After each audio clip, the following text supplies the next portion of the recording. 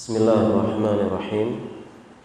Innal hamdalillah nahmaduhu wa nasta'inuhu wa nastaghfiruh wa na'udzu billahi min syururi anfusina wa min sayyiati a'malina. May yahdihillahu fala mudhillalah wa may yudlilhu fala hadiyalah. Asyhadu an la ilaha illallah wa asyhadu anna Muhammadan abduhu wa rasuluhu la nabiyya ba'd. Bapak-bapak, ibu-ibu, para jamaah sekalian, kaum muslimin dan muslimat yang semoga dirahmati oleh Allah Subhanahu wa taala. Assalamualaikum warahmatullahi wabarakatuh.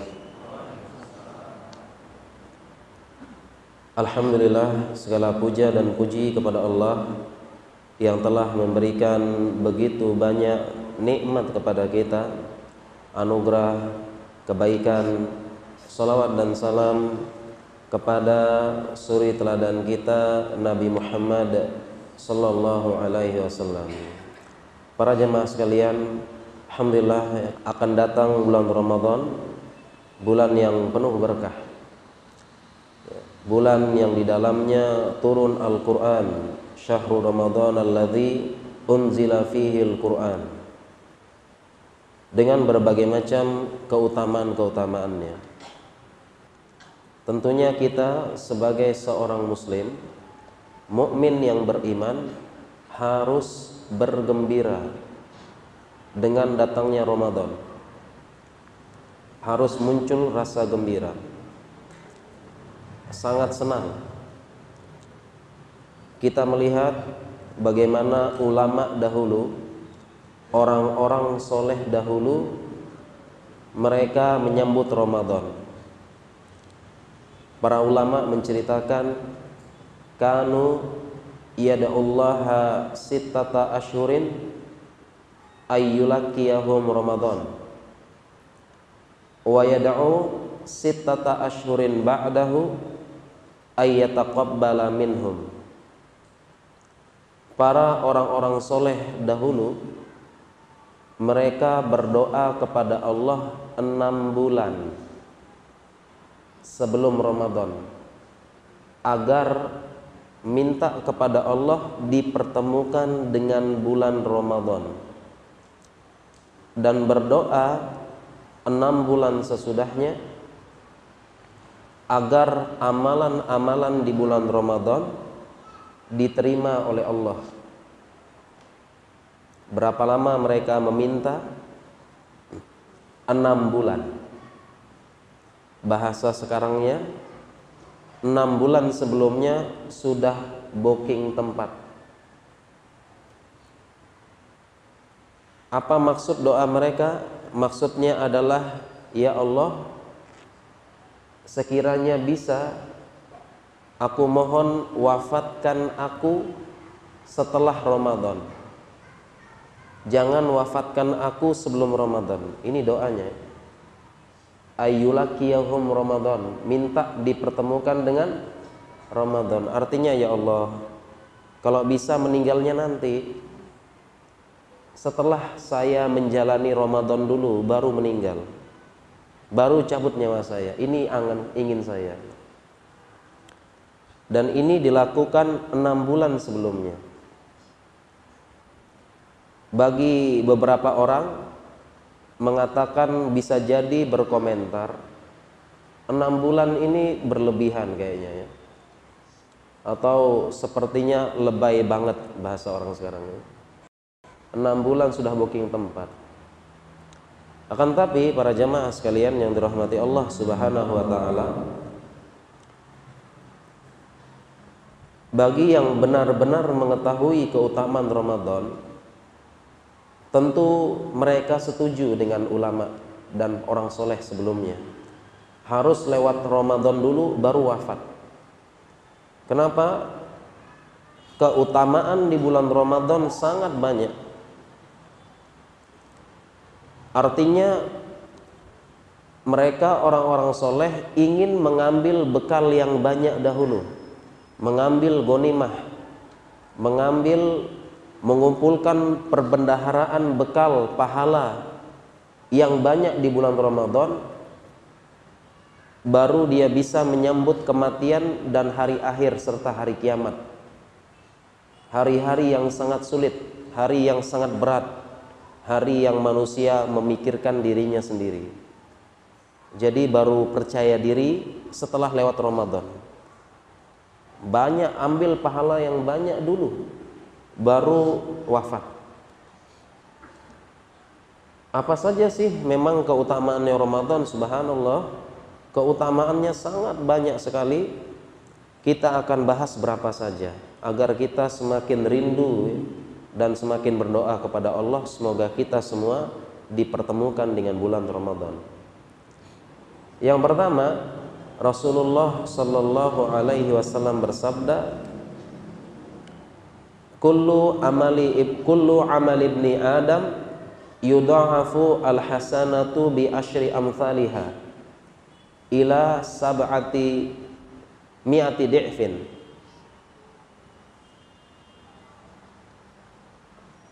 Amalnya Bani Adam dilipat gandakan oleh Allah 10 kali lipat sampai 700 kali lipat. Jadi kalau kita beramal dilipat gandakan oleh Allah 10. Sedangkan kalau berbuat dosa Allah tulis 1. Berarti orang yang timbangan jeleknya lebih berat, ini berarti telah melakukan 11 dosa dan 1 kebaikan. 11 dosa dan 1 kebaikan. 1 menjadi 10. Berarti yang timbangannya jelek ini berarti benar-benar luar biasa, orangnya rusak dan bermaksiat kepada Allah. Karena 1 banding 10. Kemudian hadis ini dilanjutkan, wa qala azza wa jal, Allah berfirman, berarti hadis qudsi. Allah berfirman, illa as-sauma fa innahu li wa ana ajzi bihi. Kecuali amalan puasa, sesungguhnya puasa itu untukku dan aku yang akan membalasnya. Jadi kalau amalan yang lain dilipat gandakan, khusus puasa hanya Allah yang tahu kadarnya berapa, dibalas oleh Allah dengan jumlah yang kita tidak tahu berapa kali lipat.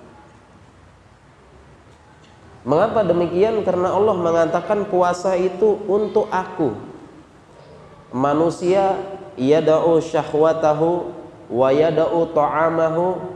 Manusia meninggalkan syahwatnya, meninggalkan makan minumnya untuk aku. Dia tahan. Jadi semuanya itu untuk Allah. Dia tahan, dan bahkan tidak hanya makan dan minum. Ya. Di riwayat yang lain, laisa siyamu bil akli wasyarb. Puasa bukan hanya sekedar makan dan minum, tetapi menahan yang lain. Iza qatalaka aw jahula alaika faltaqul inni shaim inni shaim.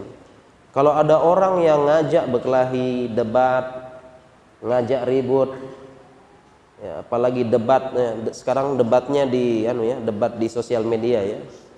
Debatnya sosial media, debatnya di WhatsApp, ya. Makanya sering sakit hati online, ya. Nah, debat gitu. Kita tahan dulu. Ini soim, maaf, lagi puasa, nggak mau ngelayani yang begini-begini. Ini semua kita tahan, kenapa? Untuk Allah. Sehingga Allah mengatakan wa ana ajzi bihi, aku yang balas. Bahkan puasa ini tercakup dalam firman Allah Subhanahu wa taala, innama yuwaffas sabiruna ajrahum bighairi hisab. Sesungguhnya Allah akan memberi ganjaran pahala orang-orang yang bersabar berapa banyak? Bighairi hisab, tanpa hitungan, tidak terhingga. Dan puasa termasuk bersabar tadi. bersabar nahan syahwat, bersabar nahan minum, makan. Kenapa? Karena Allah. Dan ini kita lakukan selama 30 hari. Pahalanya bisa tidak terbatas. Keutamaan yang kedua, Ramadan, dua saja kita sebutkan. Kita telah tahu bersama di bulan Ramadan ada malam Lailatul Qadar. Lailatul Qadri khairum min alfi syahr. Lailatul Qadar yang lebih baik daripada 1000 bulan. 1000 bulan apabila kita konversi menjadi tahun, 84 tahun, 83 tahun 4 bulan. Berapa? 83 tahun 4 bulan. Nah, kita beribadah malam itu setara 83 tahun 4 bulan. Bahkan disebutkan apa? Khairun, lebih baik. Sedangkan umur kita berapa? Umur kita berapa? Umur kita rata-rata 63 tahun atau 62 tahun. Dari mana ini? Dari hadis Nabi sallallahu alaihi wasallam. Beliau bersabda, "A'maru ummati ma baina sittina wa sab'in wa aqallu minhum may yajuzu dzalika." Umurnya umatku antara 60 sampai 70 tahun. Dan hanya sedikit yang bisa lebih. Ini umurnya umat Muhammad, 60 sampai 70 tahun. Ini hijriyah. Apabila kita konversi menjadi Masehi, sekitar 57 sampai 67. Maka pertengahannya adalah 62 dan 63 tahun. Ini umurnya umat Muhammad SAW, dan ilmu kedokteran pun membenarkan rata-rata umur manusia sekitar itu. Kita anggap 60 tahun. Apakah 60 tahun ini kita isi dengan ibadah seluruhnya hidup kita? Tidak. Sepertiganya untuk tidur. 20 tahun kita kerjanya tidur saja. Sisanya 40 tahun apakah ibadah? Bisa jadi maksiat, dosa, atau hal yang sia-sia. Sehingga sangat rugi seseorang tidak bertemu dengan Ramadan yang satu malamnya senilai dengan ibadah 83 tahun 4 bulan. Dan dalam hadis yang lainnya dijelaskan, malam Lailatul Qadar ini adalah keutamaan bagi umat Muhammad. Karena umat Muhammad ini sallallahu alaihi wasallam umurnya dikurangi. Umur dan tubuhnya. Sejak zaman Nabi Adam 30 sekian dhira tingginya. Umurnya juga ribuan, 1900 tahun, 800 tahun. Ya. Kemudian dikurangi oleh Allah umurnya pelan-pelan. Dikurangin sampai jadi 60-an. Tingginya juga demikian, berkurang sampailah tinggi kita sekarang. Nah, umat Muhammad sallallahu alaihi wasallam menjadi umat yang paling mulia dibandingkan umatnya Musa, umatnya Nabi Nuh, umatnya yang lain-lain. Umat Muhammad paling mulia. Dengan Lailatul Qadar ini bisa mengejar ibadahnya umat-umat terdahulu yang mereka bisa beribadah ratusan tahun. Umurnya kan ratusan tahun, hampir 1000 ya. Mereka beribadah ratusan tahun, dibandingkan kita yang beribadah hanya berapa? 40 tahun mungkin ya. Nah, tetapi umat Muhammad lebih mulia. Kenapa? Karena Lailatul Qadar salah satunya. Kemuliaan dari Allah, sehingga benar-benar rugi. Ya, benar-benar rugi apabila ada orang yang tidak bertemu dengan Ramadan. Kita harus rindu dan kangen. Harus benar-benar ada perasaan senang dalam hati kita. Ramadan adalah tamu yang agung ya. Qad ja'akum syahrun Ramadan, syahrun mubarakun. Ya. Ramadan bulan yang berkah. Oleh karena itu hadis ini kita perlu kita luruskan.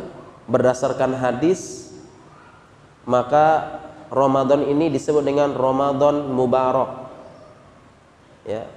Bukan dengan Ramadan karim. Karim artinya dermawan, pemurah. Ramadan mubarak. Ini yang benar ya, Ramadan mubarak. Sesuai dengan hadis.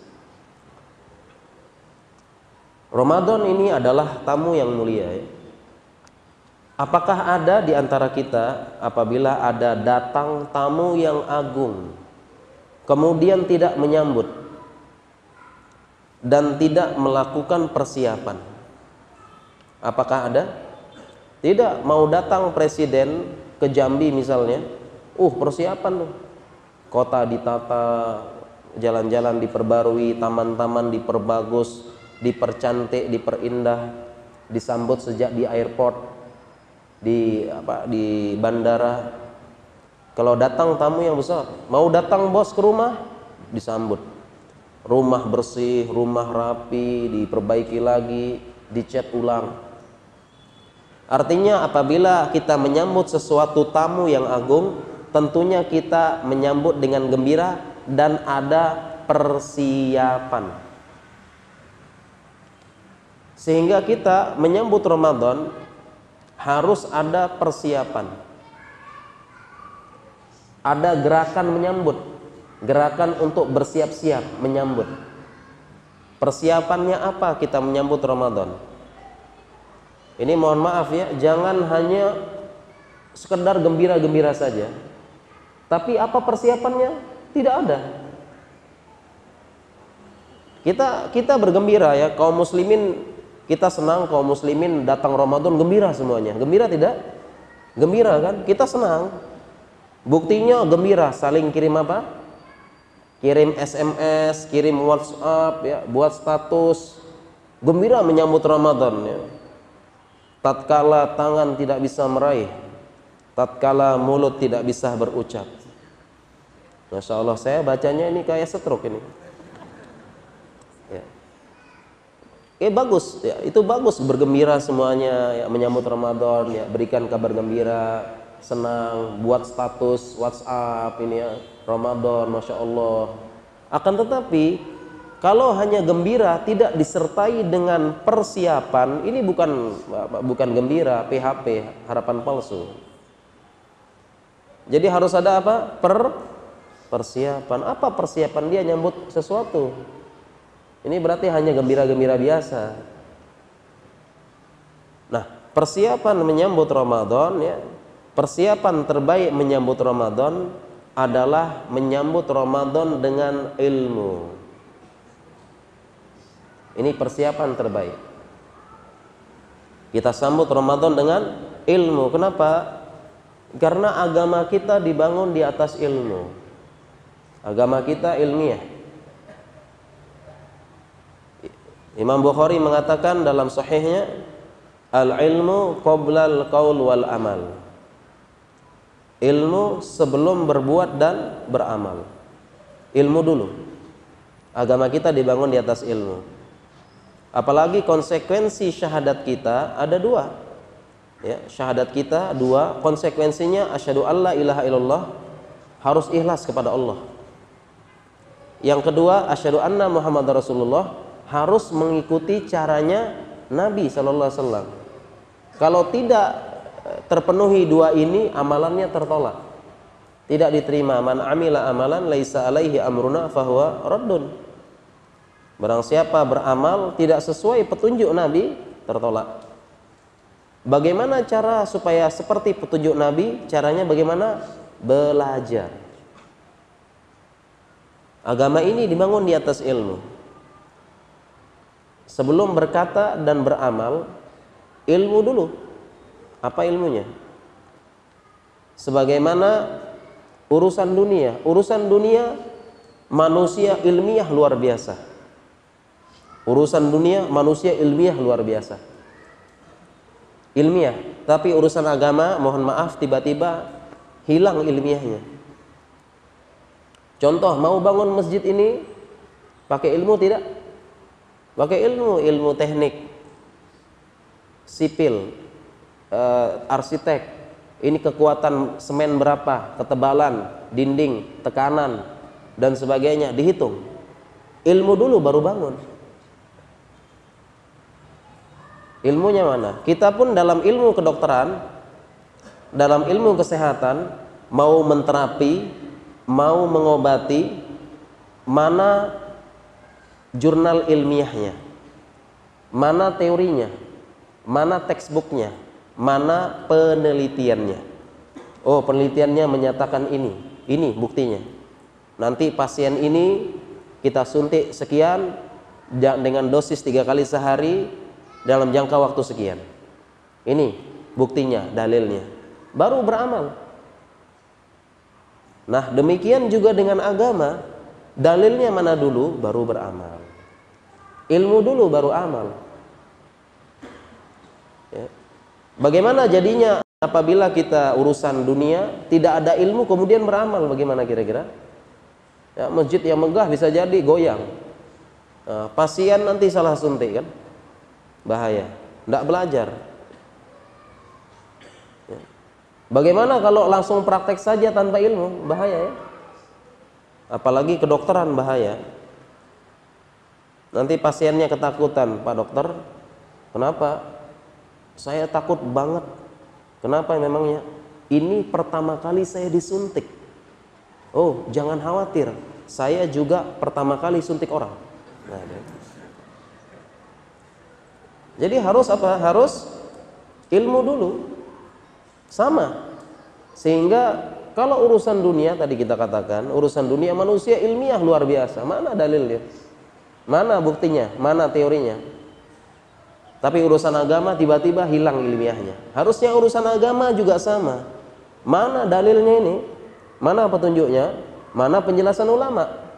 Ulama ahli agama, mana penjelasan pakar sini?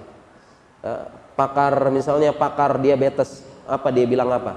Sama ulama juga bilang apa? Mana dalilnya? Kita berusaha belajar terus. Ya. Misalnya begini, ya, saya mau nyuntik orang, diajarkan oleh guru saya. Guru saya bilang, coba sini sebentar. Kenapa? Saya tunjukkan cara nyuntik orangnya. Iya. Ya, saya disuntik. Kemudian saya pun ikutan guru saya, suntik. Pokoknya manut saja, suntik terus. Suntik terus. Seumur hidup saya suntik begitu terus. Tanpa tahu teori sama sekali. Yang penting ikutin dulu. Apakah boleh begitu praktek? Boleh tidak? Diajarin sekali suntik, saya tidak pernah belajar. Pokoknya ikutin terus deh. Tidak. Harus mau tidak mau, saya harus ngikutin. Saya harus belajar, benar tidak? Apa sih dasarnya? Mana saraf, mana pembuluh darah, mana otot, mana tendon. Jangan-jangan nanti di sini saraf kita suntik, pincang orang nanti. Nah, begitu juga dengan belajar wudhu. Pertama kali harus diajarkan ya. Coba ikut pas kecil ya. Diajarkan masih balik. Diajarkan gini cara wudhu ya, ikut ustadz. Oh siap ustadz. Nah, ikut wudhu. Tapi apakah seumur hidup kita gitu terus? Tidak pernah baca dalilnya, tidak pernah baca ini. Nah, tentunya kita ilmiah ya. Jadi agama ini juga agama yang ilmiah. Jadi persiapan Ramadan ini kita sambut dengan ilmu. Jangan sampai amalan-amalan yang banyak keutamaannya di bulan Ramadan tidak dibangun di atas ilmu. Ilmu sangat banyak. Kemudian selanjutnya bisa jadi ada bisikan ya. Ada bisikan, Ustadz, di tahun kemarin masalah Ramadan sudah dibahas tuntas. Tahun kemarin sudah daurah bahas A sampai Z tentang Ramadan, Ustaz. Udah habis dibahas tahun kemarin. Sehingga Ramadan, menjelang Ramadan ini setan pun membisikkan tidak perlu belajar. Sudah kemarin kan. Apalagi orang yang belum mengetahui kedalaman ilmu dalam Islam, Bisa jadi Allah paling ceramahnya itu terus, kutiba alaikumusiyam aja paling. Nah, ini adalah bisikan setan agar kita menjauhi ilmu dan majelis ilmu. Dan ini adalah cara paling banyak di mana seseorang futur dan berguguran di jalan dakwah serta gagallah hijrahnya. Hijrah yang gagal. Kenapa? Perlahan-lahan menjauhi majelis ilmu dan kumpulan orang-orang yang soleh. Itu cara setan membuat futur. Ya, dibuatlah tadi, bisikan tadi, sudah belajar. Kamu kan ikhwan senior, nggak usah belajar lagi. Para jamaah sekalian, ya, kaum muslimin dan muslimat yang dirahmati oleh Allah Subhanahu wa taala, kita harus terus belajar. Terus belajar. Kenapa? Pertama, bisa jadi kita lupa. Yang kedua, dengan bertambahnya ilmu kita, pahala kita juga bertambah. Perhatikan, amalan bisa sama, tetapi pahalanya berbeda. Berbeda, lebih banyak pahalanya karena ilmu dan keimanannya. Saya kasih gambaran, ini ada si A, si B, dan si C. Si A melakukan wudu, ya, berwudu, karena diajarkan oleh ustadz, kamu ikutin cara saya wudu ya. Siap ustadz, ya, dia berwudu. Dan dia mungkin belum tahu dalil-dalilnya ya. Si B berwudu juga, tapi pernah baca dalilnya. Pernah baca ya. Oh, ini perintahnya dalam Al-Quran. Yang si C, dia berwudu, tetapi dia hafal dalilnya, bahkan memahami tafsir dalilnya, lebih mendalami. Dia hafal ya, faksilu wujuhakum wa aydiyakum ilal marafiq, dan seterusnya. Oh, dia hafal. Kira-kira A, B, dan C, mana yang lebih banyak pahalanya? Mana yang lebih banyak? Ya, yang C lebih banyak ya. Karena gerakan wudhu sama tidak ini? A, B sama C sama tidak gerakan wudhu kita? Gerakan wudhunya sama tidak? Sama. Tapi C ini lebih besar pahalanya. Oleh karena itu Abu Bakar As-Siddiq menjadi manusia yang paling mulia di umat ini setelah Rasulullah SAW. Kenapa paling mulia? Karena imannya paling tinggi dan ilmunya paling tinggi Abu Bakar. Padahal secara amal banyak sahabat lainnya yang mengalahkan Abu Bakar. Masalah puasa dan sholat malam ada Abu Dzar. Siangnya dia puasa, malam sholat terus. Baru juga sholat isya sudah sholat malam sampai subuh. Siang puasa, sampai istrinya protes. Masalah dermawan ada Utsman bin Affan dan Abdurrahman bin Auf. Infak sangat banyak. Utsman bin Affan membiayai perang Tabuk dan membeli sumur rumah. Masalah jihad ada Khalid bin Walid, saifun min suyufillah, pedang dari pedang Allah yang tidak pernah kalah sebelum Islam dan tidak pernah kalah sebelum Islam. Jadi Khalid bin Walid tidak pernah kalah dalam peperangan. Tetapi kenapa Abu Bakar yang paling mulia? Kenapa? Karena imannya paling tinggi dan ilmunya paling tinggi. Bagaimana tidak tinggi ilmunya Abu Bakar, laki-laki yang pertama kali masuk Islam, kemana-mana menemani Rasulullah Sallallahu Alaihi Wasallam, kemana bahkan hijrah dengan beliau, paling tinggi ilmunya. Ya. Kalau kita misalkan urusan dunia, kalau urusan dunia manusia tiba-tiba logikanya jalan, oh iya benar. Tapi masalah akhirat tiba-tiba, oh, insya Allah lah. Ya insya Allah mudah-mudahan aja dah. Ya. Cari rezeki, masya Allah harus dicari rezeki ini. Cari sana, cari sini, tempuh sebab sana sini. Masalah akhirat ya mudah-mudahan insya Allah. Kita contohkan urusan dunia.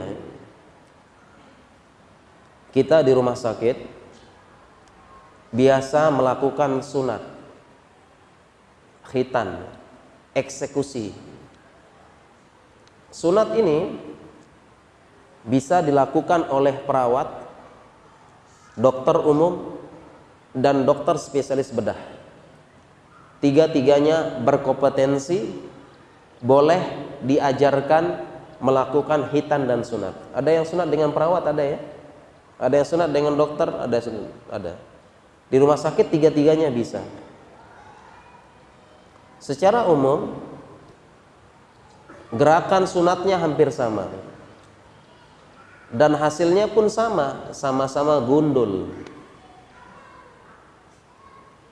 Sama, insya Allah. Ada perbedaan tidak? Yang di sunat perawat sama sunat ini sama-sama kan? Sama. Tetapi kalau kita masuk rumah sakit, kemudian kita pergi ke kasirnya mau bayar, mana yang bayarannya lebih banyak? Mana notanya lebih banyak? Yang mana? Yang mana? Ya, dokter spesialis bedah. Apa yang membedakan? Apa yang membedakan? Ilmunya yang membedakan. Perawat mungkin 4 tahun, dokter 4 tahun, 5 tahun, dokter 6 tahun, spesialis bedah tambah 10 tahun, 12 tahun. Apa yang membedakan? Ilmunya. Jadi sama, maksud saya begini, para jamaah sekalian yang semoga dirahmati oleh Allah Subhanahu wa taala. Mungkin bisa jadi amalan kita Ramadan kemarin dengan Ramadan sekarang sama amalannya. Tetapi di Ramadan sekarang dengan ilmu yang bertambah, pahala juga bertambah. Oleh karena itu, persiapan terbaik menyambut Ramadan adalah ilmu. Belajar lagi, buka bukunya, murojaah dan sebagainya. Alhamdulillah. Kemudian terkait dengan puasa dan kesehatan. Puasa dan kesehatan. Ada hadis yang menyebar terkait dengan puasa dan sehat yang berbunyi sumu tasihhu. Berpuasalah kalian akan sehat ya. Akan tapi mohon maaf Bapak Ibu sekalian, hadis ini banyak ulama menilai dhaif, sehingga tidak layak disandarkan kepada Nabi Shallallahu alaihi wasallam. Akan tetapi makna hadis ini benar. Maknanya benar, puasa membuat sehat.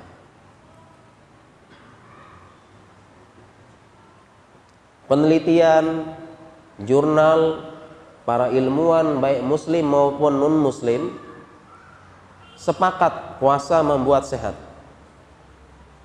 Semuanya sepakat. Bahkan hampir semua agama di bumi ini, agama-agama lain punya syariat puasa. Ada syariat puasanya. Yahudi, Nasrani ada puasanya. Ada syariat puasa mereka. Rasulullah sallallahu alaihi wasallam bersabda, "Faslu ma baina siyamina wa siyami ahlil kitab aqlatus sahar." Yang membedakan puasa kita dan puasanya ahli kitab adalah makan sahur. Mereka juga punya puasa. Agama-agama lain juga puasa. Sepakat puasa membuat sehat. Akan tetapi sebelum kita membahas puasa dan sehat, ada akidah penting yang perlu kita sampaikan terkait hal ini. Yang namanya puasa merupakan ibadah, bahkan ibadah mahdhah, ibadah murni. Karena ada ibadah mahdhah, ada ibadah ghairu mahdhah, ibadah yang tidak murni. Contohnya adalah bekerja. Mungkin para jamaah sering mendengar bekerja adalah ibadah. Benar, ibadah ghairu mahdhah. Puasa ini termasuk ibadah mahdhah, ibadah murni. Para ulama menjelaskan untuk ibadah dan syariat Allah, ibadah gini tidak perlu terlalu memaksakan mencari hikmah di balik ibadah tersebut. Jadi tidak perlu kita cari hikmahnya. Apa sih keuntungannya? Apa hikmahnya ibadah ini? Tidak perlu terlalu memaksakan dan menyebarkan luas kepada manusia. Hikmahnya begini, begini, begini. Kenapa? Karena ibadah ini, yang namanya ibadah, apalagi ibadah mahdhah, akidah kita mengatakan kita laksanakan sami'na wa ata'na, taat, dan kita mencari pahala Allah, ibtigha'a wajhillah, mencari wajah Allah. Dan kita yakin apa yang Allah perintahkan pasti yang terbaik untuk kita, dan apa yang Allah larang pasti buruk untuk kita.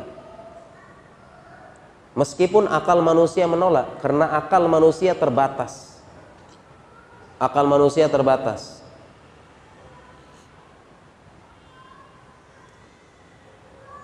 Sehingga ibadah, ya, namanya seperti puasa, tidak perlu terlalu memaksakan mencari apa hikmahnya, apa ininya dan sebagainya.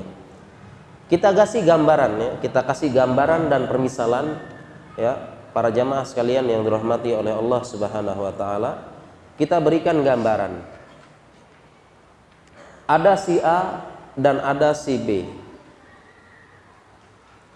Si A ini baru saja membaca buku atau mengikuti semacam kajian manfaat puasa ditinjau dari kesehatan.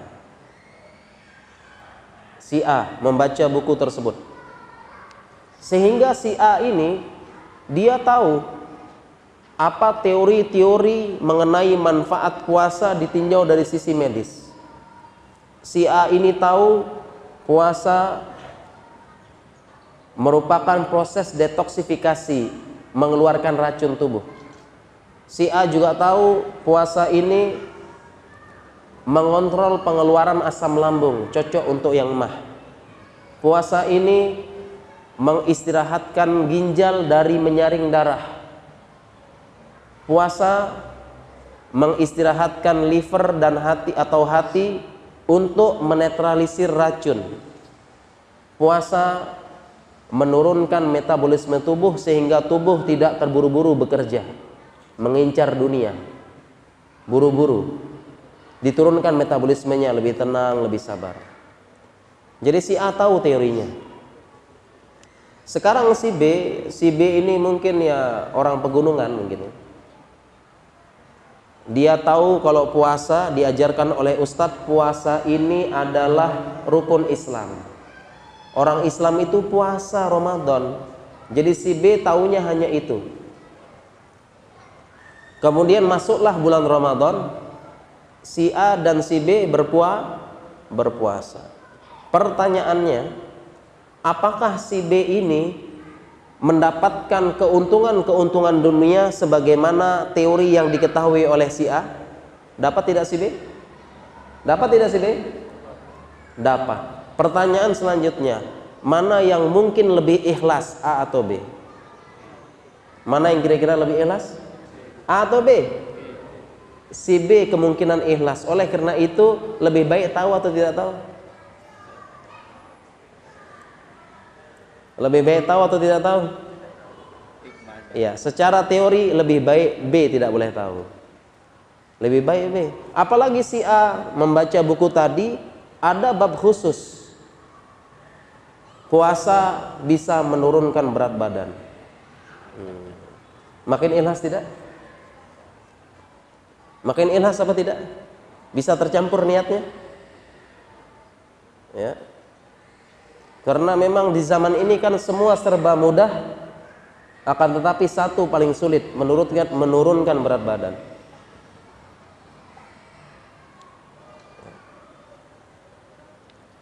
Apalagi yang dikhawatirkan adalah beribadah untuk tujuan dunia. Ini yang dikhawatirkan.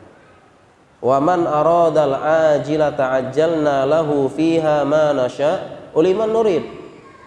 Barang siapa yang menginginkan ajilah, sesuatu yang disegerakan dunia, ajalna, kami segerakan, kami kasih. Mau puasa berat badan turun, kami kasih turun berat badannya. Tetapi wa malahu fil akhirati min khalaq, di akhirat tidak dapat bagian, sangat rugi. Atas tabdiluna alladzi huwa adna billadzi huwa khair, apakah engkau hendak menukar sesuatu yang rendah dengan sesuatu yang jauh lebih baik? Dan yang lebih dikhawatirkan lagi, baru rajin ibadah setelah tahu ada keuntungan dunia pada ibadah tersebut, sehingga dia lebih rajin beribadah. Masya Allah, selama Ramadan 10 kilo turun. Luar biasa berarti ya. Kalau begitu setelah Ramadan saya puasa Daud. Bahkan tanya sama Ustadz, ada ndak yang lebih mantap dari puasa Daud? Kayak Ramadan Ustadz, ada ndak? Pengen. Kenapa dia semangat? Kenapa dia semangat? Karena ada keuntungan dunia. Ini bahaya. Contohnya lagi ya, ini mencari-cari, memaksakan, mencari hikmah sholat. Ternyata sholat adalah gerakan senam. Sholat ini mirip-mirip dengan yoga. Tenang, apalagi tengah malam. Sehingga manfaat yoga ada di pada sholat.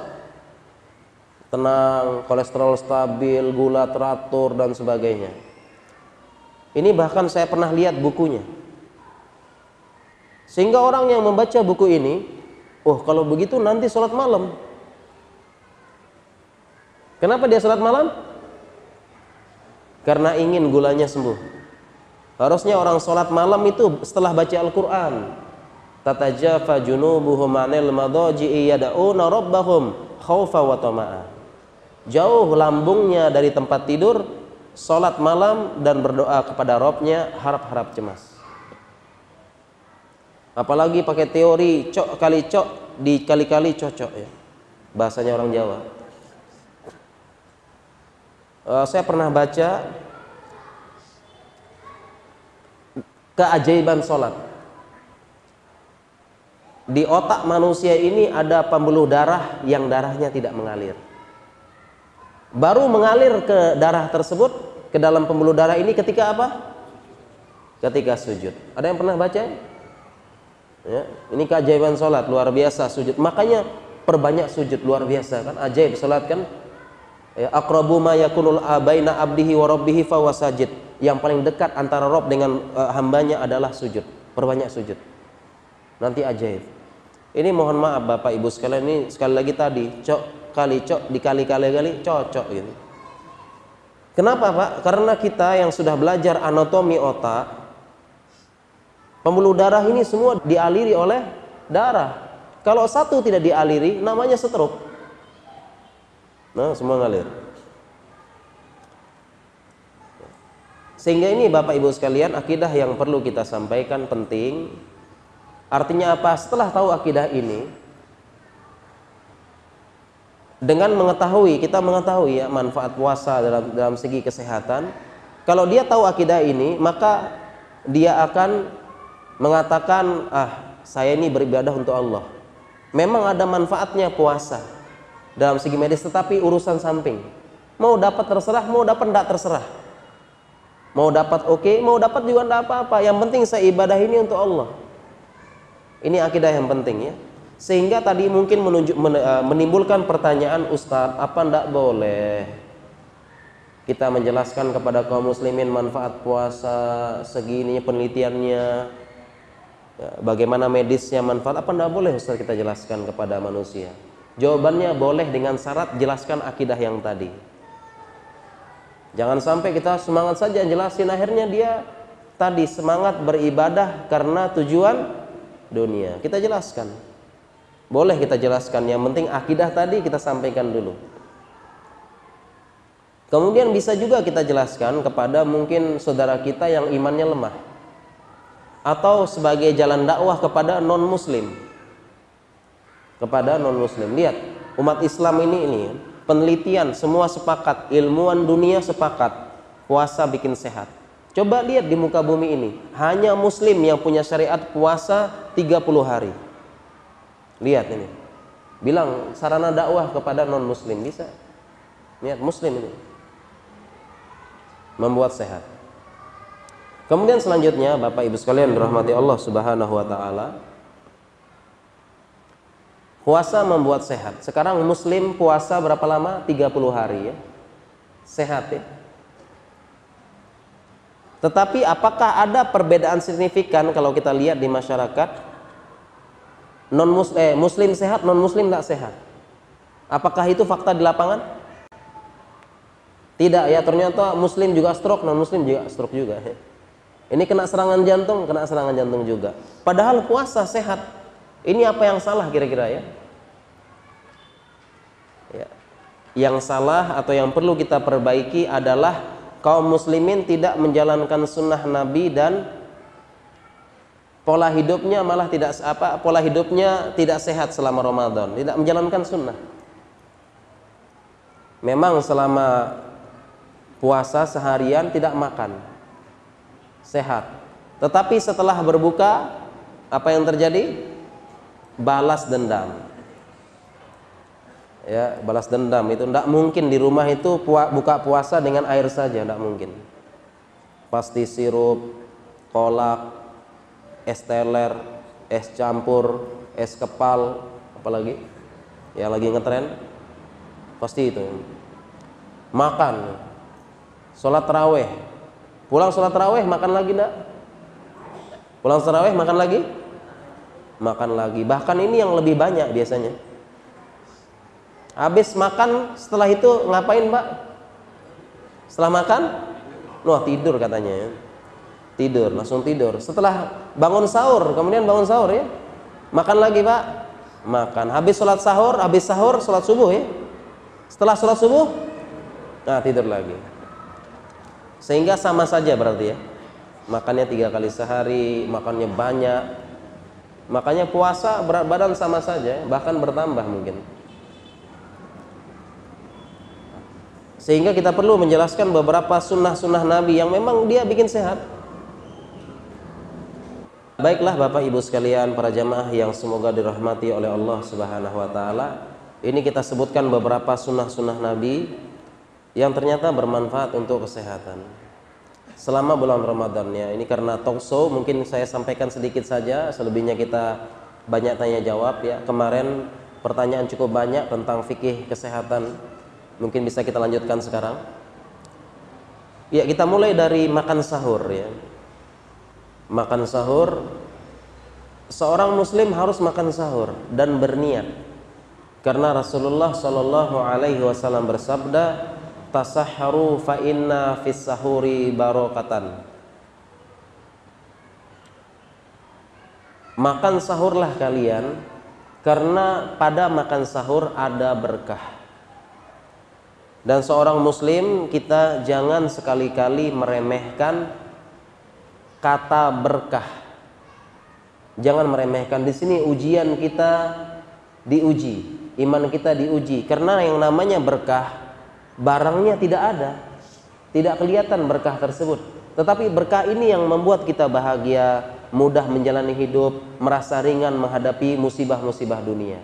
Berkah ini, sehingga ada harta yang banyak, dia tidak berkah, tidak membuat bahagia orangnya. Ada harta yang sedikit, tapi berkah orangnya senang luar biasa. Mungkin mohon maaf ya, ada yang terima 100.000, oh bahagia, Masya Allah 100.000, Alhamdulillah. Ada yang terima 5 juta, malah tidak bahagia. Terima 5 juta malah marah-marah. Kenapa? Harusnya 10 juta, marah-marah. Ya. Padahal yang kita cari dunia ini kan bahagia kan? Apa yang kita cari dunia ini? Yang kita cari kan kita ingin bahagia, tenang, bahagia, damai, merasakan nikmat, ketenangan hati, kan itu yang kita cari kan? Nah, ini namanya berkah. Berkah tidak ada barangnya, mana barangnya berkah? Di situ ujian kita, sehingga jangan sekali-kali meremehkan ada kata-kata berkah. Ya, makan sahur berkah. Dan yang paling penting makan sahur ini adalah niatnya. Dan secara kedokteran, ya, secara kesehatan, makan sahur berniat merupakan proses mindset otak. Itulah proses mindset otak kita ketika makan sahur, ketika berniat. Jadi ketika kita berniat, otak itu mindset mengatur. Dia perintahkan kepada lambung, wahai engkau lambung, jangan banyak-banyak keluar asam lambungnya, nanti kita dapat makan maghrib. Wahai engkau hormon tiroid, jangan banyak-banyak keluar supaya metabolisme tidak tinggi, hemat energi sedikit. Jangan ngebut terus, cari dunia ngebut. Ya, orang marah nih metabolisme naik tinggi. Ini sabar, pelan-pelan. Makanya orang puasa lebih tenang ya, lebih tenang, lebih sabar.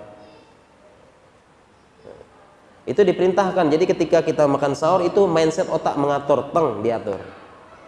Coba saja misalnya kita makan jam 4 ya, di kapal, di pesawat makan jam 4, nggak niat, gimana jam 8 sudah lapar lagi kan? Karena tidak mindset. Tapi berbeda dengan orang berpuasa, itulah niat, mindset mengatur.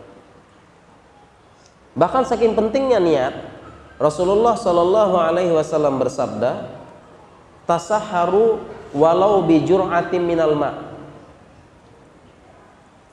Makan sahurlah kalian walaupun sekedar meneguk seteguk air. Ini kan bukan makan sahur ya, tapi apa? Minum sahur. Tapi karena saking penting niatnya itu. Bahkan tadi sudah kita sampaikan, faslu ma baina siyamina wa siyami ahlil kitab aklatus sahur. Bedanya kan apa aklatus sahur? Jadi bagi orang yang mungkin terlambat gitu ya, tetap penting sahur tersebut walaupun sekedar minum air.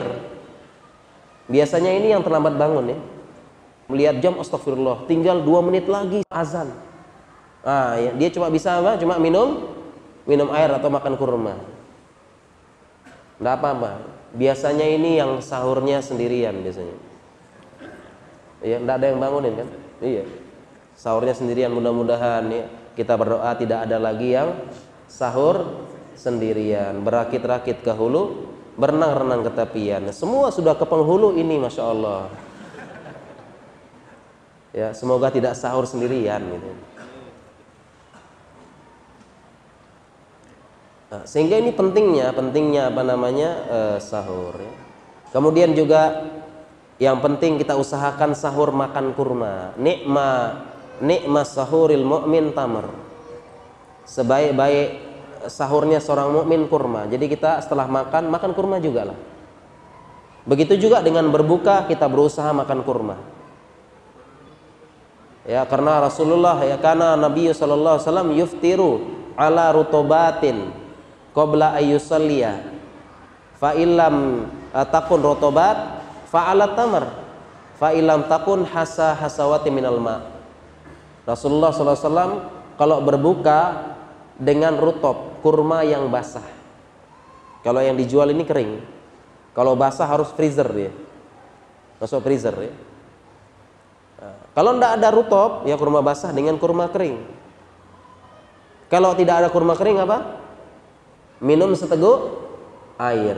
Ini cara berbuka Rasulullah SAW dan sunnahnya. Sehingga dari hadis ini menyatakan tidak ada sunnah berbuka dengan yang manis-manis. Tidak ada sunnah berbuka dengan yang manis. Cukup di rumah saja yang manis gitu ya. Tidak ada sunnah berbuka dengan yang manis. Ini propagandanya iklan sirup dan sebagainya.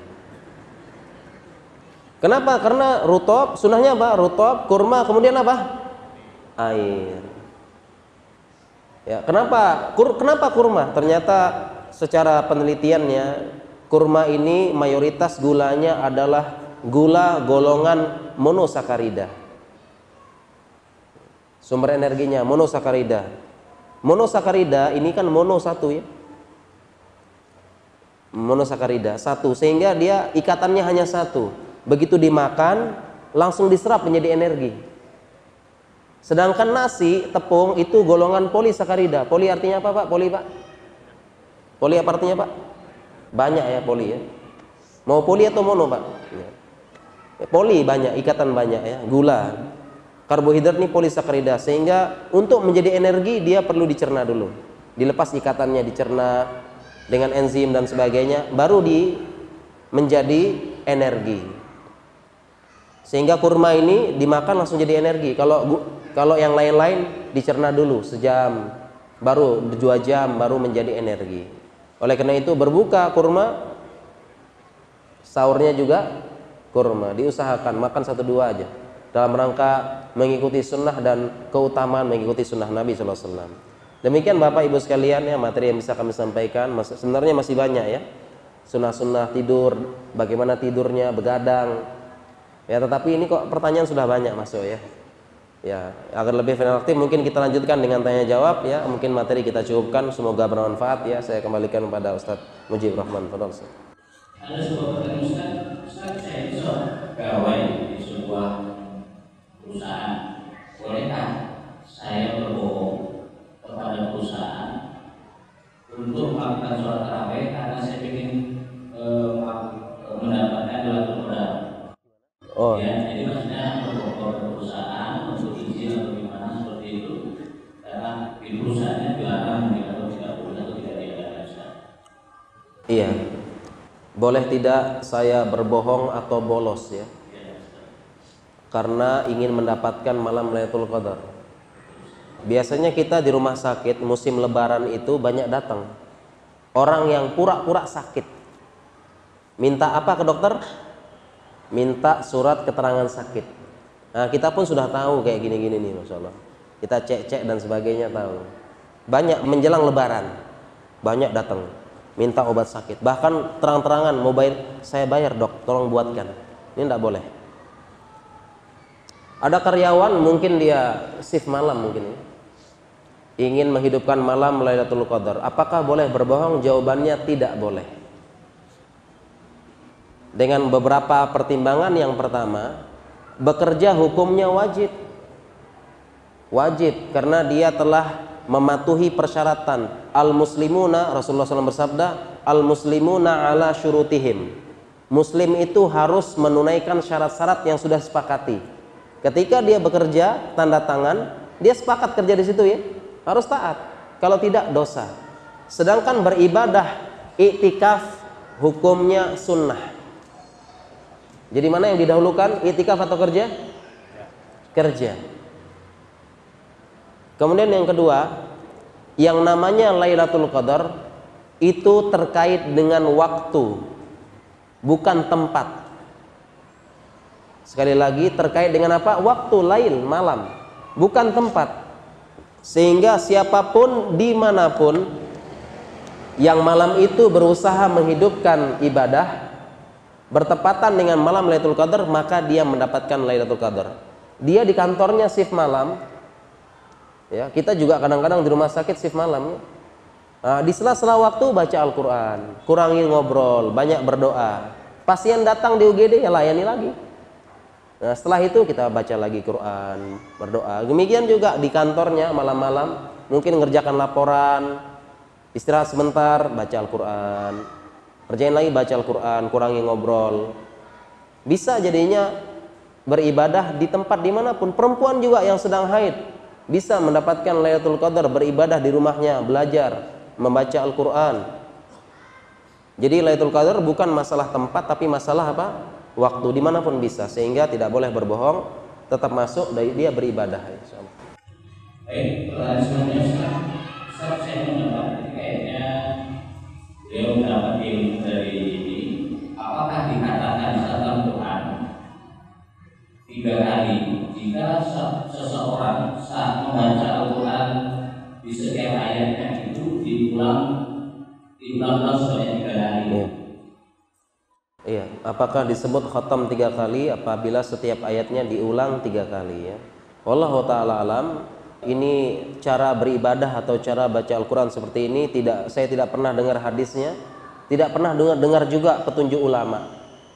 Wallahu alam ya. Jadi dan ingat ya, kaidah kita dalam beragama apa? Dalilnya mana dulu baru beramal. Ya, dalilnya saya tidak pernah dengar, ya mungkin coba tanya yang lain ya, tapi saya tidak pernah dengar. Mungkin ustadz lain juga tidak pernah dengar mungkin ya. Coba tanya. Ini tidak tahu saya asal ibadah seperti ini. Yang kita ketahui riwayat-riwayat ulama, mereka ada yang khatam Al-Quran tiap 3 hari sekali, bahkan ketika menjelang 10 hari terakhir sehari sekali. Ya. Dan yang penting dari Al-Quran bukan khotaman-khotamannya, bukan itu.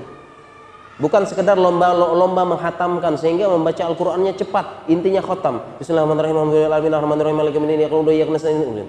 Bukan begitu. Bukan itu. Al-Qur'an bukan itu diturunkan. Tapi Al-Qur'an diturunkan pertama untuk kita pelajari tafsirnya apa. Wa nazzalna 'alaikal Qur'an wa nazzalna 'alaikal kitaba tibyanan likulli syai'. Kami turunkan kepada kalian Al-Qur'an tibyan, menjelaskan kulli syai', semuanya. Likulli syai'. Jadi Al-Qur'an itu untuk kita baca, kita renungi, kita hayati, bukan sekedar berlomba-lomba. Berlomba-lomba cepet-cepetan baca atau berlomba-lomba bagus-bagusan suara. Kadang-kadang mohon maaf ini perlu kita ini ya, ada qori'nya muda, ganteng, bacaan bagus, Masya Allah. Jadi tertariknya itunya gitu, bukan kebacaannya. Ya, bukan kebaca di ngetren gitu. Kalau datang kemana-mana pingsan yang lihat fansnya, Masya Allah. Ya, jadi bukan Al-Qur'annya. Jadi Al-Qur'an turunkan untuk kita belajarkan, kita pelajari dan kita amalkan sama-sama. Itu tujuan Al-Qur'an diturunkan oleh Allah Subhanahu wa taala. Jadi insyaallah gitu ya. Jadi baca biasa sajalah insyaallah. Selanjutnya pertanyaan, apakah amal puasa adalah untuk Allah seperti yang Ustaz sampaikan tadi? Pertanyaannya adalah bagaimana dengan puasa sunnah? Apakah juga termasuk puasa tersebut? Jangan gitu, Ustaz. Satu lagi, kapan sebaiknya kita memulai puasa jika ada perbedaan pendapat antara metode ruqyah dan hisab? Ya, apakah hadis tadi fa innahu li wa ana jizbihi termasuk dalam puasa sunnah? Jawabannya iya, karena lafaz disebut puasa secara umum, termasuk puasa sunnah. Hanya saja Ramadan ada keutamaannya. Kemudian yang kedua, bagaimana sikap kita terhadap perbedaan, ya, perbedaan antara waktu memulai Ramadan. Ada yang pakai hisab, ada yang pakai ru'yah. Ya. Pakai ru'yah. Ya, Allah taala alam dalam hal ini, ya, saya pribadi lebih memegang pendapat ru'yah, melihat. Dengan melihat, ya. Karena dengan beberapa pertimbangan di zaman Rasulullah SAW sudah ada kalender belum? Sudah ada, di zaman Rasulullah SAW sudah ada kalender. Sudah ada Muharram, sudah ada Safar, tahu? Ada kalender zaman Rasulullah SAW. Hanya saja zaman Umar barulah diterapkan kalender Islam 1 Hijriah. Bulannya ikut bulan yang lalu. Ya, jadi zaman Rasulullah sudah ada kalender, tetapi Rasulullah SAW kalau mau hitung bisa tidak? Bisa menghitung Nabi SAW, tapi beliau tetap ru'yah. Faman syahidakumus syahra falyasum. Barang siapa yang melihat sudah ada hilal syahr, puasa. Bahkan riwayat-riwayat lain mengatakan lihat hilal. Fa in ghamada alaikum, kalau dia tertutup awan maka sempurnakan jadi 30. Semua pakai hilal, sehingga pendapat saya yang lebih kuat adalah memilih pakai ru'yah. Kemudian yang paling penting adalah, ya, yang kami pegang, berpuasa itu bersama pemerintah, waliul amr. Ya, berpuasa itu bersama pemerintah. Jadi ini lebih menyatukan kaum muslimin. Berpuasa hari raya bersama pemerintah. Ya, apalagi pemerintah kita sesuai dengan ru'yah, ya. Alhamdulillah. Dan ini lebih menyatukan kaum muslimin. Kan subhanallah, kita tidak menginginkan, ya, puasanya beda, Idul Fitrinya beda. Kita sudah sholat Idul Fitri, sudah lebaran, senang-senang mau makan-makan, datang ke rumah keluarga, masih puasa. Ini kita kan tidak harapkan. Dan yang memang yang paling menyatukan adalah pemerintah. Ya, berpuasa bersama waliul amr pemerintah kita, ini lebih menyatukan kaum muslimin. Dan memang ada hadisnya, ya, puasalah kalian sebagaimana ketika manusia berpuasa, dan sholat id kalian sebagaimana ketika manusia sedang id. Artinya kita sama-sama dengan pemerintah. Ini pendapat yang saya pegang, wallahu taala alam. Ya, silahkan kalau punya pendapat yang lain, kita tidak boleh memaksakannya. La ikraha fiddin. Tidak ada paksaan dalam agama, dan kita hanya menyampaikan wa ma alaina illa balagul mubin, dan tugas kami hanya menyampaikan saja. Demikian insyaallah. Baik, selanjutnya Ustaz, ada pertanyaan. Ustaz, saya bertanya, ya, buka puasa yang menurut sunnah itu yang bagaimana Ustaz? Maaf, bukan tulisannya. Mau tanya, niat buka puasa dan sahur menurut Al-Quran dan Sunnah itu lafaznya bagaimana Ustaz? Ya, untuk berbuka puasa ada hadis yang derajatnya lebih baik. Beberapa ulama mengatakan hadis ini derajatnya hasan, lebih baik berbuka puasa dengan doa sebagai berikut: Zahabaz zama wa batallatil uruq wa thabatal ajru insyaallah. Ini doa ketika berbuka puasa. Caranya bagaimana berbuka? Cara berbuka adalah ketika azan berkumandang Allahu Akbar, kita ambil kurma dulu, makan, kemudian minum sedikit. Baru kita baca doa tadi. Zahabaz zama, telah hilang dahaga. Wa batallatil uruq, telah basah kerongkongan. Wasabatal ajru insyaallah akan ada pahala dari Allah Subhanahu wa taala. Ini cara berbuka puasa yang saya ketahui dan saya baca. Allah taala alam insyaallah. Saya seorang mahasiswa kedokteran. Ini saya ingin tanya sama Ustaz, saya sering males untuk belajar ilmu kedokteran. Tolong nasihatnya Ustaz untuk saya. Ya, malas belajar ilmu kedokteran. Malas ya, mungkin masuk kedokterannya ini masuknya keinginan pribadi atau dipaksa orang tua. Kadang-kadang orang tuanya lebih ngebet punya anak dokter ya. Kalau bukan anaknya dokter ya mantunya dah dokter gitu. Jadi memang kita temui beberapa orang masuk kedokteran terpaksa ini. Ya, jadi pertama harus diluruskan dulu niatnya ya. Kemudian bagaimana agar semangat ya, semangat biar agar kita semangat belajar, kita lihat motivasi-motivasi agama kita agar kita belajar membaca. Contohnya ayat yang pertama kali turun apa? Iqra, belajar, baca. Ini yang ditinggalkan kaum muslimin. Kaum muslimin tidak mau membaca, padahal Islam ajarannya baca. Kaum muslimin tinggalkan. Malas membaca, maunya baca status aja ya. Status, baca status WA. Status itu yang lebih enak, bacanya itu aja. Sama rajin update status. Tapi status diri tidak pernah diupdate, jomblo terus. Kan? Jadi baca itu pertama Islam mengajarkan menjunjung tinggi ilmu. Iqra, kemudian yarfa'illahu alladhina amanu minkum walladhina utul ilma darajat. Ayat yang hadis yang lain banyak lagi. Hal yastawil ladzi ya'lamu walladzina la ya'lamun, banyak ayat-ayatnya. Agar kita berilmu. Ya, jadi kita harus semangat ya, kita tahu keutamaan ilmu, kemudian agar kita semangat kita berkumpul dengan orang-orang yang bersemangat. Jadi nanti di kampus teman mainnya itu teman-teman yang semangat belajar. Ya, teman-teman yang rajin gitu, teman ngumpul, buat kelompok belajar, ngumpul bersama. Ya, jangan ngumpul dengan teman-teman yang hobi main-main gitu. Jadi cari teman yang baik karena ini berpengaruh. Teman belajar, kelompok belajar itu berpengaruh dalam urusan dunia dan agama. Almar'u ala dini khalilihi, seseorang itu sesuai dengan agama temannya. Kalau temannya baik, itulah dia berarti. Ya, jadi pertama cari teman yang baik buat kelompok belajar. Kemudian agar lebih bersemangat lagi, kita ingat perkataan para ulama. Para ulama ini sangat memberikan apresiasi terhadap ilmu kedokteran. Salah satunya Imam Syafi'i. Imam Syafi'i mengatakan, la taskunanna baladan la yakunu fihi alimun yuftika an amri dinik wala yakunu tabibun yunabbiuka an amri badanik. Ini perkataan Imam Syafi'i. Jangan sekali-kali kalian tinggal di suatu tempat yang tidak ada alim ulamanya yang memberikan informasi mengenai urusan agama kalian. Jangan juga tinggal di tempat yang tidak ada dokter dan tabibnya yang memberikan informasi tentang badan kalian, kesehatan badan. Imam Syafi'i mengatakan lagi, doya'u sulusal ilm wa waqaluhu ila yahudi wan nasara. Kaum muslimin telah menyia-nyiakan sepertiga ilmu, yaitu ilmu kedokteran, dan menyerahkan kepada Yahudi dan Nasrani. Dan faktanya sekarang demikian. Ya, ilmu kedokteran kaum muslimin yang merintis ya sekolah kedokteran pertama di Andalusia, Spanyol. Bahkan ilmu-ilmu yang lain kaum muslimin yang rintis.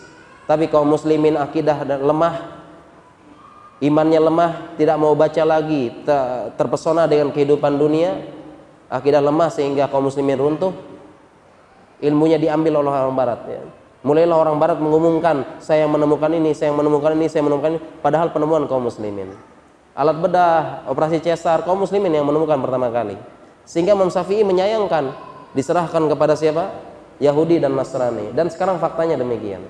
Ini semoga bisa semangat insyaallah. Tambahan sedikit, dan kaum muslimin harus pintar ya, harus cerdas. Ya, ilmu dunia, ilmu akhirat. Oleh karena itu zaman dahulu kita temukan ulama sekaligus ilmuwan. Jadi ulama sekaligus ilmuwan zaman dahulu kita temukan banyak. Ya. Kita pun berusaha, saya pun berusaha, sekarang pun sedang lanjut ke sekolah, melanjutkan spesialis, belajar terus. Ya, karena ilmu umat Islam, insyaallah. Saya ingin bertanya, adakah surah tertentu yang harus dibaca di dalam sholat tarawih atau bebas surah? Apakah ada ayat tertentu ketika dibaca sholat tarawih? Ya, jawaban tidak ada. Ya. Tidak ada, silahkan baca seperti tadi. Ya, satu malam satu juz boleh. Ya kan, boleh. Boleh satu malam satu juz boleh. Bebas kan? Ya, tidak ada tertentu. Jadi tidak ada bacaan-bacaan tertentu ketika sholat tarawih. Tidak ada sholat tarawih. Kalau sholat witir ada. Ya, sholat witir ada. Sebagaimana yang sering dibaca oleh para imam, insyaallah. Selanjutnya ada pertanyaan, Ustaz, mana yang harus didahulukan antara sholat tarawih atau membantu orang tua bekerja? Terkadang tidak dibantu orang tua saya itu ngomel pencerahannya. Mana yang lebih didahulukan, sholat tarawih atau membantu orang tua? Ya, ya. Orang tua kalau tidak dibantu ngomel ya. Ya. Jawabannya adalah kalau sampai orang tua ngomel tidak ridho, maka yang didahulukan adalah membantu orang tua. Karena berbakti kepada orang tua hukumnya wajib, sholat tarawih hukumnya sunnah. Jadi kita perlu tahu fikih prioritas. Tetap orang tua kita dahulukan, hukumnya wajib. Berbakti kepada orang tua, sholat tarawih hukumnya sunnah.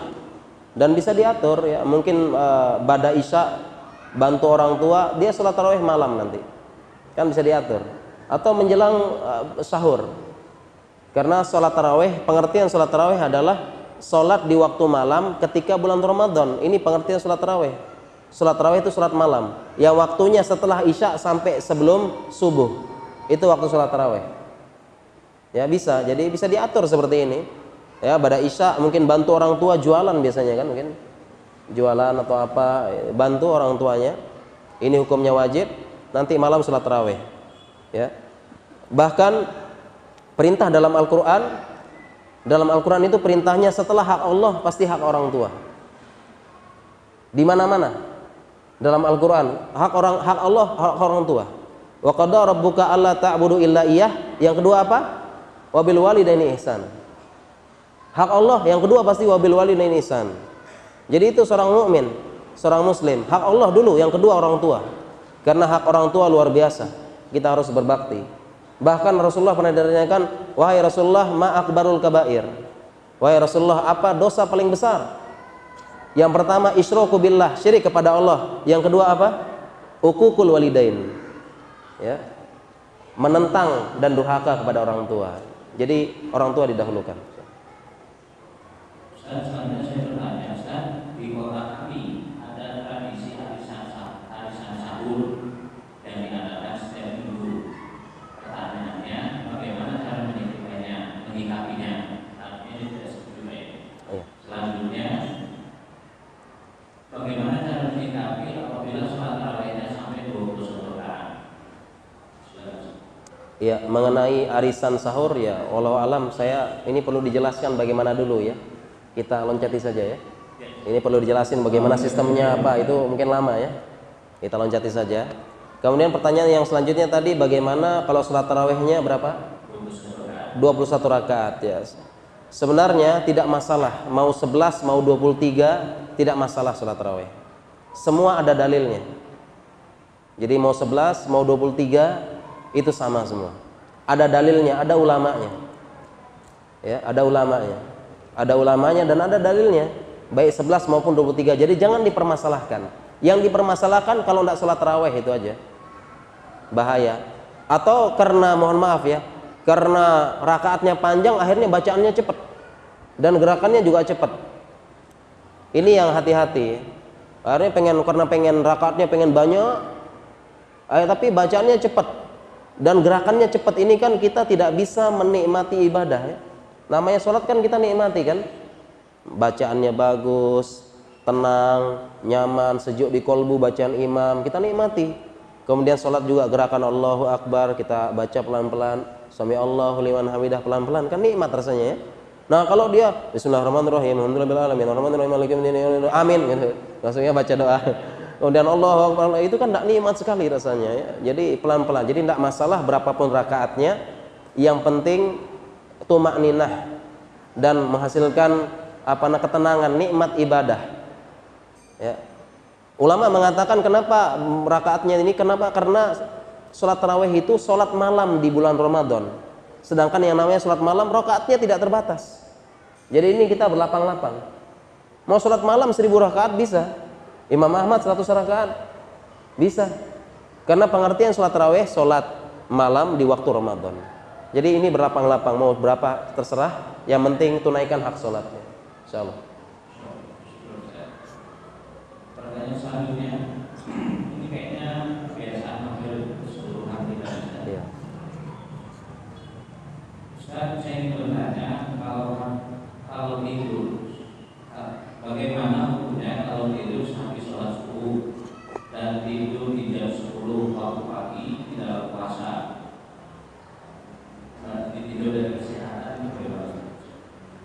Iya, tidur setelah subuh bagaimana? Pertama, secara syariat ulama berpendapat tidur setelah subuh hukumnya makruh tidur ya setelah subuh, dengan beberapa dalil. Yang pertama, doa Nabi SAW, Allahumma barik li ummati fi bukuriha. Nabi SAW berdoa, ya Allah, berkahilah umatku ini di waktu subuhnya. Ingat, waktu subuh itu waktu berkah ya, tadi berkah ya, jangan diremehkan. Kemudian dalil yang lain, kisah sahabat mengatakan kana Zubair bin Awwam naha banihi an tasabbuh ai an-nauma ba'da subuh. Sahabat Zubair bin Awwam melarang anak-anaknya tidur setelah subuh. Sehingga dengan dalil ini ulama mengatakan tidur setelah subuh hukumnya makruh. Demikian juga secara kesehatan, Ibnu Qayyim al-Jauziyah dalam buku beliau Tibbun Nabawi mengatakan ini kebiasaan yang berbahaya, apalagi habis makan langsung tidur. Akan terjadi pengendapan sisa-sisa metabolisme. Dan secara kesehatan pun ini pola hidup yang kurang tepat, karena seharusnya subuh adalah waktu pemanasan, mesin dipanaskan, sehingga kita menyambut hari dengan fresh, segar.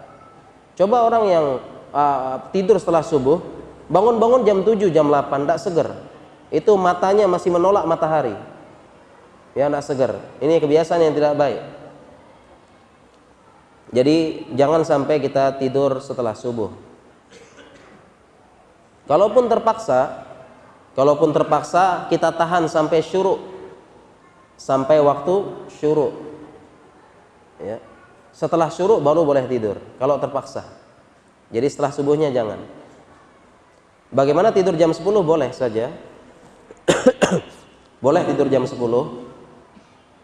Bahkan kalau kita menjelang zuhur atau setelah zuhur ini malah sunnah, karena ini yang disebut dengan qailulah, tidur siang atau istirahat siang. Dalilnya adalah Rasulullah SAW bersabda, qilu fa inna syayatina la taqilu. Tidur sianglah kalian, istirahat kalian waktu siang, qailulah namanya, karena sesungguhnya syaitan tidak pernah qailulah. Ini hadisnya, sehingga dari hadis ini ulama mengatakan tidur siang sunnah, dan bahkan selama Ramadan sangat dianjurkan tidur siang. Sangat dianjurkan, karena malamnya kita kurang tidur ya. Tidur di waktu siang. Yang kerja di kantor ya, sholat zuhur bisa istirahat siang, tidur Boleh tidur di masjid, boleh. Ya, karena siang-siang kan enggak nyari makan siang ya, lumayan jam 12 sampai jam 1 istirahat. Ini istirahat ya. Dianjurkan. Ya, ini sunnahnya ya. Kita dianjurkan istirahat siang ketika Ramadan dan berpahala.